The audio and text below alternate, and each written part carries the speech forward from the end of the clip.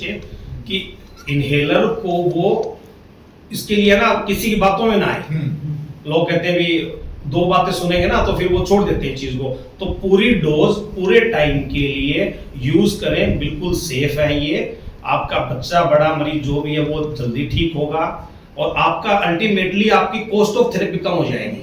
अगर long term में देखते हैं इसका, हम एक इनहेलर के अंदर लगभग 2.5-3 महीने की दवाई आ जाती है और वही अगर आप टैबलेट, कैप्सूल, सिरप में लेंगे तो वो आपकी कॉस्ट ऑफ थेरेपी बढ़ाएगी। आप अपना काम छोड़ के बार बार दिखाने के लिए आ रहे हैं तो पूरा दिन आपका खराब जाएगा वो। तो आपका कॉस्ट इफेक्टिव है ये और जल्दी आराम के लिए आपको इनहेलर प्रॉपर यूज करना चाहिए अगर वो डायग्नोज केस हो अस्थमा है। सर मैं ये कहना चाहता हूँ भाई डॉक्टर साहब बोला किसी की बातों में ना आए, मैं कहता हूँ डॉक्टरों की बातों में आ जाए। हाँ सर, आप सवाल पूछ रहे थे सर, अगर भारत की बात करें तो कितने लोग इससे ग्रस्त हैं? कुछ सर, है? अगर ग्लोबल बर्डन के हिसाब से देखा जाए तो जो 40% ऑफ अस्थमा डेथ है वो भारत में होती है। सर, अस्थमा में डेथ के लिए मरीज को, डॉक्टर को मेहनत करनी पड़ती है, मरीज को डॉक्टर से दूर भागना पड़ता है और डॉक्टर को दवाई नहीं देनी पड़ती। इतना सिंपल ट्रीटमेंट है इसका। उसके बावजूद भी 40% of world wide death Bharat contribute करता है। एक कॉमन क्या कहते हैं कि लोग जैसे पेशेंट्स आते हैं ना हमारे पास के जिसको बार बार निमोनिया हो जाता है, तो डिफरेंशिएट बड़ा जरूरी है। निमोनिया और अस्थमा दोनों अलग चीज है ना। आम पब्लिक की नजर में अगर बार बार खांसी हो रही है तो वो सके निमोनिया हो रहा है, वो क्या एंटीबायोटिक दिए जा रहे हैं, महीने में 2-2, 3-3, 4 एंटीबायोटिक दे रहे हो, तो निमोनिया नहीं है। अस्थमा में फीवर नहीं आता, जैसे डॉक्टर शिवेंद्र ने बताया था ना आपको। विदाउट फीवर अगर सांस की दिक्कत है या सुनने में जैसे ना सिटी बोलने की जैसे ये अगर कोई बड़ा बच्चा सो रहा है आपका, अगर सिटी बोलने की विस्लिंग साउंड आ गई बच्चे के अंदर तो मतलब वो फिर अस्थमा की तरफ जाता है। तो एंटीबायोटिक नहीं देनी चाहिए। एक स्टीरॉइड भी बहुत यूज ओवर द काउंटर लोग ले जाते हैं, है ना, तो स्टीरॉइड का ओवर यूज नहीं करना चाहिए। ओरल स्टीरॉइड का, इनहेलर का नहीं। इनहेलर स्टीरॉइड सेफ है, ओरल स्टीरॉइड का यूज नहीं करना चाहिए। एंटीबायोटिक्स अगर डायग्नोस केस ऑफ अस्थमा है तो फिर एंटीबायोटिक का कोई भी रोल नहीं है। आप अल्टीमेटली नुकसान कर रहे हैं और वो दवाइयां फिर अगर फ्यूचर में जरूरत पड़ेगी तो वो काम ही नहीं करेंगी। डॉक्टर साहब, जैसे आपने बताया कि मुख्य कारण पॉल्यूशन है, तो क्या मास्क क्या यूज कर सकते हैं? मास्क को बहुत ज्यादा कोविड के अंदर इतना बेनिफिट था। ये जो अस्थमेटिक है या सीओपीडी वाले हैं, ये हमारे पेशेंट कम हो गए थे क्योंकि मास्क लगा के घूम रहे थे या तो बाहर नहीं आ रहे, इससे दूरिया कहीं जाएंगे नहीं, दिक्कत आएगी नहीं। इवन कटाई के दौरान भी कोई अस्थमेटिक पेशेंट है तो हम उसको एडवाइस करते हैं मास्क लगा के रखें। अगर खेतों में भी काम करना है मास्क लगा के कर सकता है। मास्क भी प्रॉपर यूज। हाँ, ये नहीं कि आपने मुंह पे लगा लिया, प्रॉपर यूज और मास्क लगाएंगे तो परहेज। और साथ में आंख पे भी चश्मा, क्योंकि बिकॉज ये जो सारी चीजें होती है, जो पॉइंट्स ऑफ एंट्री होती हैं एलर्जन की, वो एक आंख, नाक, कान, आंख, नाक और मुंह ही होता है और कहीं से एलर्जन ये सीजन डॉक्टर साहब इस टाइम तो मेरे ख्याल से ये सीजन तो सबसे ज्यादा बिल्कुल क्योंकि इस टाइम मैंने जो तूड़ी के भी करना वो बिल्कुल बारीक है, वो आंखों के अंदर और हमारे नाक से बिल्कुल सही कह रहे हैं। बिल्कुल, आप बिल्कुल सही कह रहे हैं। इन दिनों में तो अस्थमेटिक पेशेंट बहुत बढ़ते हैं, एलर्जिक राइनाइटिस के पेशेंट बहुत बढ़ते हैं। उन पेशेंटों को अगर मास्क लगा के रखते हैं तो कम से कम 50% रिडक्शन होता है ओपीडीज में भी हमारे, अगर मास्क लगा के रखता है। हमने पूरे 2 साल कोविड में अस्थमा के एक्सरसेशन देखे ही काफी कम। उसका तो सभी ने यूज किया बच्चों में तो बेबी होते, लेकिन अडल्ट में तो हमने बहुत ही कम देखे हैं। हमने कहा ये तो बड़ा अच्छी चीज होगी कि पेशेंट मास्क लगा के आ रहा है, उसका एलर्जन अंदर नहीं जा रहा, धूल में टेंप नहीं जा रही, बिल्कुल ठीक है। कैंसर केस भी है ना काफी कम होते काफी कम हो गए थे। इवन पोस्ट कोविड में भी 1 साल तक, जब तक मास्क का मैंडेटरी रहा, लोगों ने डर के मार लगा रखा, हमारे पास पेशेंट बहुत कम थे। अब जैसे ही वो खुला हमारे पास बढ़ गए।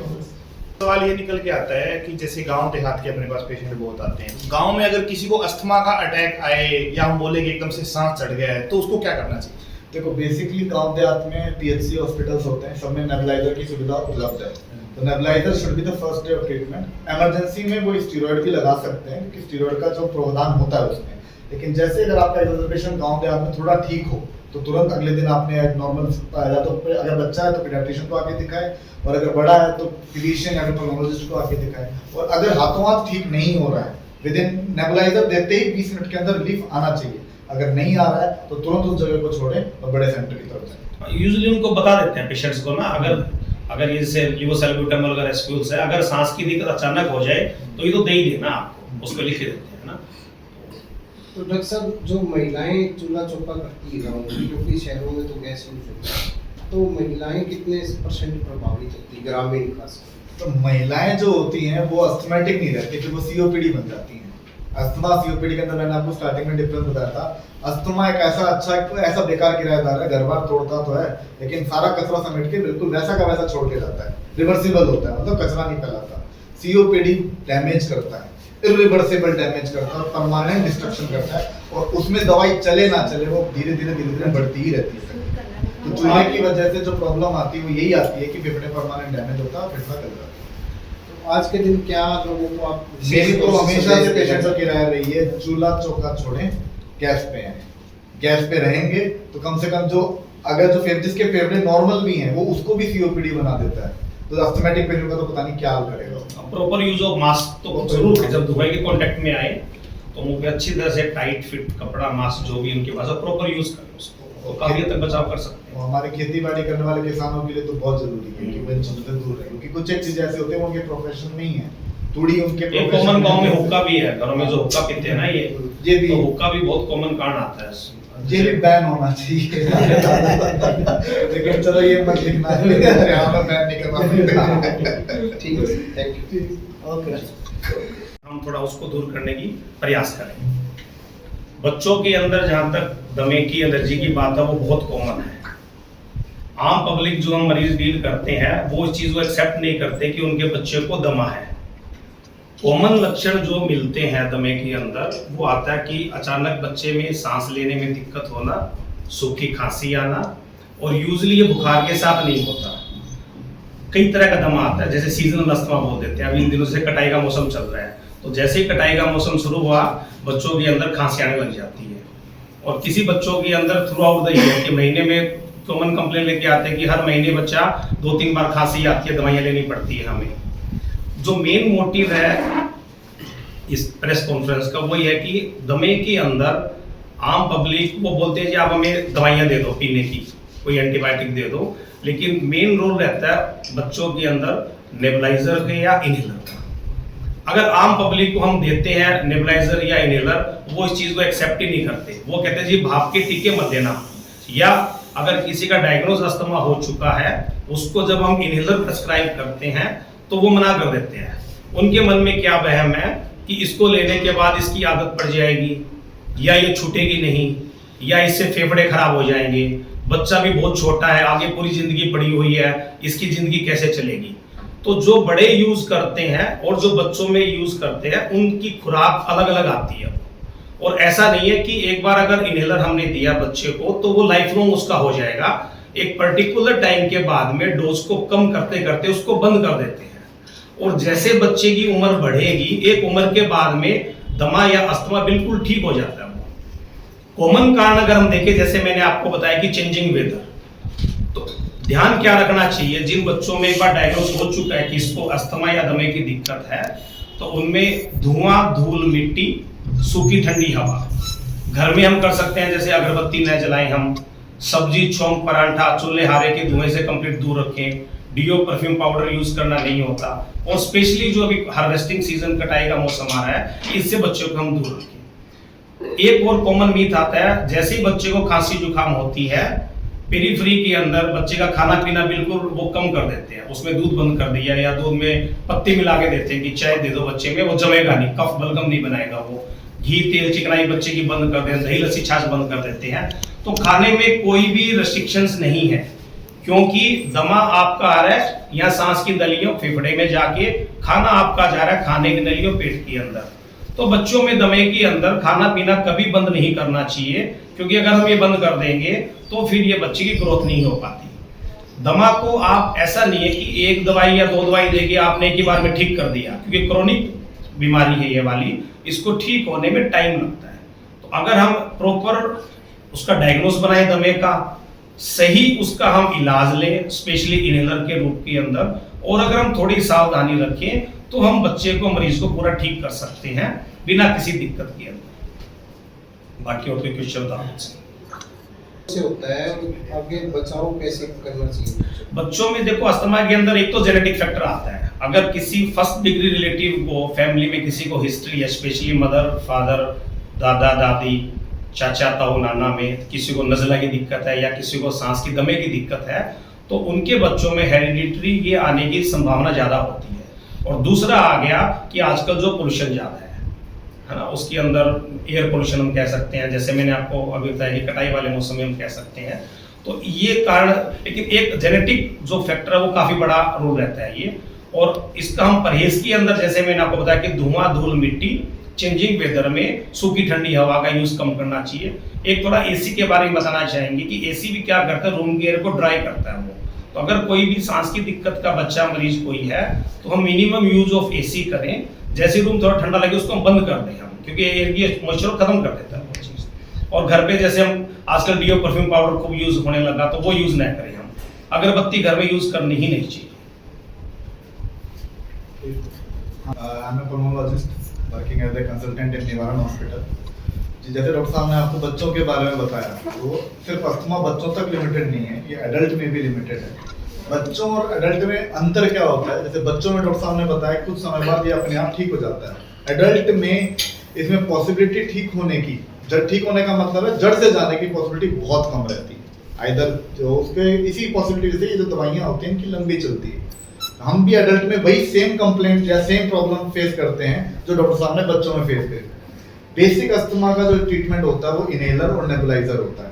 और ये जो भ्रांतियां हैं सिर्फ बच्चों तक लिमिटेड नहीं है, ये एडल्ट में भी लिमिटेड है। एडल्ट में भी बोलते हैं डॉक्टर साहब आपने तो मेरे इनहेलर चालू कर दिए, इसके बाद मेरी जिंदगी कैसे होगी, मैं कितने दिन इसको लगातार लेता रहूंगा। तो जैसे बीपी, शुगर और हार्ट की बीमारियां जो होती है, जो क्रोनिक डिजीज होती हैं, अस्थमा भी एडल्ट ऑनसेट में क्रोनिक डिजीज के अंदर नहीं आता है। और उसका ट्रीटमेंट लगातार, जैसे बीपी की दवाई हम रोज खाते हैं, जैसे शुगर की दवाई हम रोज खाते हैं, तो हमें अस्थमा के लिए भी इनहेलर भी रेगुलरली लेना पड़ता है। Inhaler is the best treatment जो मोडेलिटी जो आज के टाइम पे अवेलेबल है।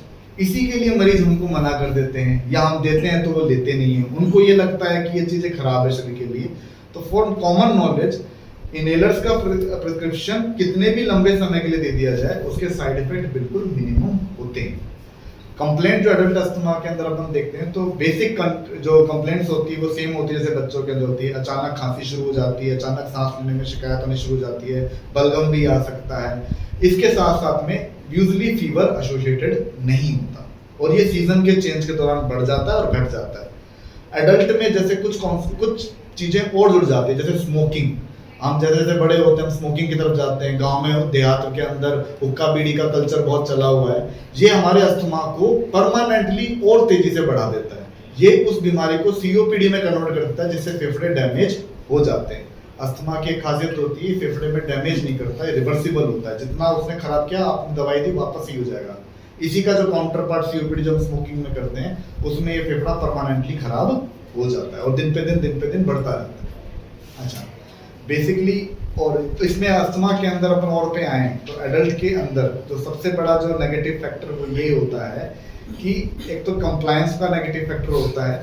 तीसरी चीज जो एडल्ट के अंदर होती है कि वो ये स्मोकिंग का जो नेगेटिव फैक्टर होता है कि स्मोकिंग करना स्टार्ट कर देते हैं। और सबसे जो इम्पोर्टेंट बात होती है कि जो एजुकेशन लेवल इनका जो होता है, होने के बावजूद भी मरीज प्रॉपर ट्रीटमेंट प्रॉपर टाइम में फॉलो नहीं करता।